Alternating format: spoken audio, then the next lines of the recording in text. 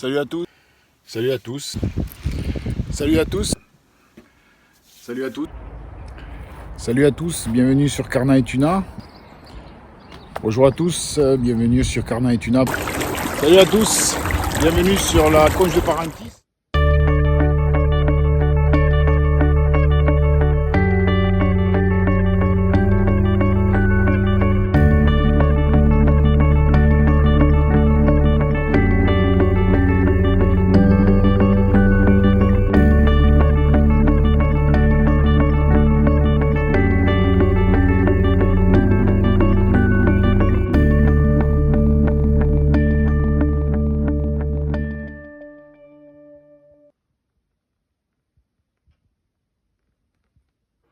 Salut à tous, Carna et Tuna, bienvenue sur ma chaîne. Aujourd'hui on va parler de deux leurres que j'appellerai deux leurres anti-bredouille. Pourquoi? Donc déjà je pense que vous avez pu voir dans mes anciennes vidéos, j'utilise beaucoup ces leurres. Je parle de la lame vibrante bien sûr et du chatterbait. Voilà, donc chatterbait équipé d'un trailer derrière. Vous voyez, un trailer, ce qu'on appelle un trailer, c'est un leurre souple, hein, shad, slug, tout peut faire. Voilà. Dans le commerce, bon, il est vendu comme ça. Voilà, donc il n'y a pas de leurre souple derrière. Il est vendu en fait à nu. Je vais vous faire voir. C'est un leurre qui est vendu comme ceci dans le commerce. Voilà, qui ressemble étrangement avec la tête d'un spinnerbait, les franges d'un spinnerbait, un hameçon et d'une palette. C'est ça qui fait toute la différence en fait, cette fameuse palette. Équipé ici d'une attache rapide, voilà, qu'on va changer bien sûr, qu'on va mettre un petit peu plus costaud pour pêcher le brochet, au cas où, parce qu'elle est un petit peu fine, voilà. Voilà le chatterbait, comment il est vendu dans le commerce. Voilà, alors au niveau du poids, on va avoir 7, 12, 14, 21, 28. Voilà, c'est un leurre qui s'utilise exclusivement en pêche linéaire, c'est-à-dire à ramener. La hauteur d'eau, suivant où on pêche, bien sûr. Quand on est au-dessus des herbiers, il faut pêcher vraiment au-dessus des herbiers pour ne pas effrayer les poissons. Brochets et perches, notamment les brochets. Les brochets tapent énormément sur les chatterbait. Après, on peut l'utiliser aussi sur des fonds plats propres, donc 1 mètre au-dessus du fond, en baissant la canne tout simplement, même quitte à planter le sillon dans l'eau. Voilà, plusieurs utilisations du chatterbait. C'est un leurre extraordinaire de par sa vibration, vous allez le sentir dans la canne. Il arrive à déclencher des touches de par sa vibration, je le redis.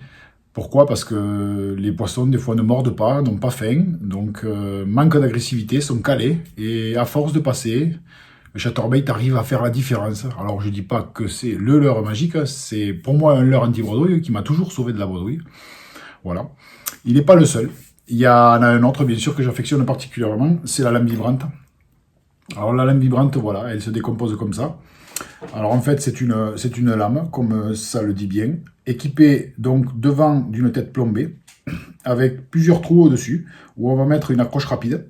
Alors suivant où on met l'accroche rapide, elle descend comme ça, ou elle descend plus la tête en avant, et elle descend toujours n'importe comment. C'est tout le temps là d'ailleurs qu'intervient la touche. Au niveau de l'animation, la lame vibrante, ça n'a rien à voir avec le chatterbait, c'est des grandes tirées. Quand on pêche à lancer loin, on fait des grandes tirées, donc sur des fonds propres, si possible, cassure, le long des fonds propres. Quand on pêche loin, je dis bien. Ensuite, quand on pêche à l'aplomb, on peut s'en servir un petit peu comme une pêche verticale, au-dessus des herbiers ou le long des herbiers. Sur les perches, c'est meurtrier. Entre les bateaux, c'est magique, hein, de par sa couleur. Et de par la vibration qu'elle émet, quand on tire dessus, vous allez sentir la vibration dans le bras. Et quand vous relâchez, la touche intervient tout le temps comme ça. Alors c'est ou des petits coups de canne comme ça entre les bateaux, sous les bateaux, les poissons qui sont calés dessous, ou alors au-dessus des herbiers, donc des grands coups de canne ou sur du plat. Voilà, des grands coups de canne, prendre contact avec le fond légèrement et ramener et relaisser la canne, la lame descendre. Elle descend n'importe comment en fait la lame. Et c'est là qu'intervient la touche. Les poissons, c'est un leurre qui m'a souvent sauvé de pêche où il n'y avait rien à prendre. Et il y a plusieurs grammages, vous allez les voir dans la présentation. Ça va de 5 à, on va dire, ça peut monter très haut, à 50, 60, 80 grammes. Voilà, moi j'utilise de 5 à, on va dire, 21 grammes, c'est déjà pas mal. 21 grammes, j'utilise dans plus de 5 mètres d'eau, 14 grammes dans 5 mètres d'eau. Et même, plus on va profond et plus il faudra mettre lourd. C'est pas dit qu'il faille mettre plus lourd, bien sûr. C'est efficace sur les sandres, les perches les brochets, tout prend sur les lames vibrantes, tout style de poisson. J'ai même pris des blacks avec les lames vibrantes. Il y en a une que j'affectionne particulièrement, c'est celle-ci. Elle fait 5 grammes. Elle vient de chez Decathlon. Il faut savoir que ça se vend 6,90 € ou 5,90 € les deux, donc c'est pas cher. Voilà, et c'est une lame qui fait 5 grammes, elle est très légère. Alors pour la pêche entre les bateaux, dans 2 mètres d'eau, je peux vous dire que c'est magique. C'est même meurtrier. Quand on tombe sur un banc de perche, c'est une derrière les autres. Voilà. Voilà ces deux leurres que j'affectionne particulièrement. Pourquoi? Parce que c'est les leurres anti-bourdouille, je le redis.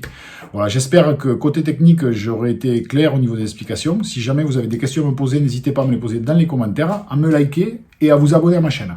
Voilà, pour le reste de la vidéo, je vous souhaite un bon visionnage et je vous dis à bientôt.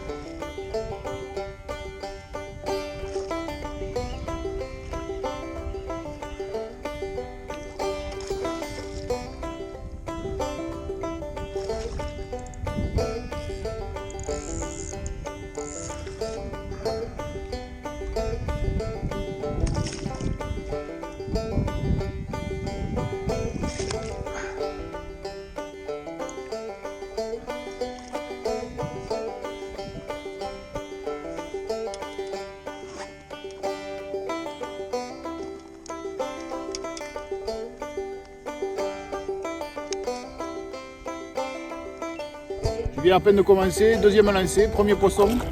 Voilà, ça commence très bien.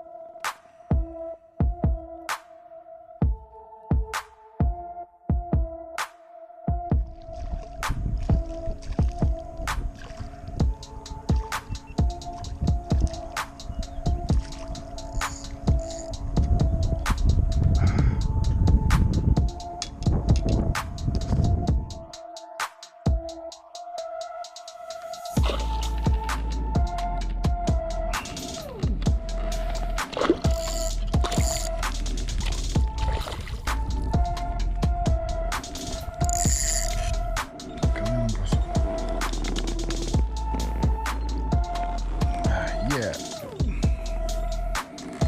Joli petit brochet.